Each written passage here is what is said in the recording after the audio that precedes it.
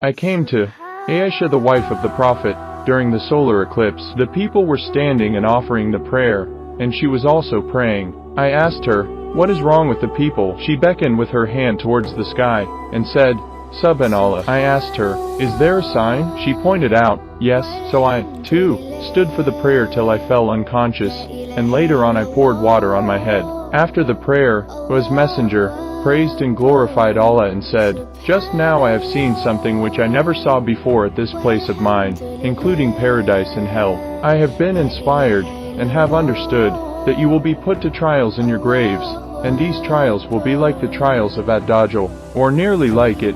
The sub-narrator is not sure of what Asma said. Angels will come to every one of you and ask, "What do you know about this man?" A believer will reply, "He is Muhammad, Allah's messenger, and he came to us with self-evident truth and guidance, so we accepted his teaching, believed and followed him." Then the angels will say to him to sleep in peace, as they have come to know that he was a believer. On the other hand, a hypocrite or a doubtful person will reply, "I do not know, but heard the people saying something, and so I said the same."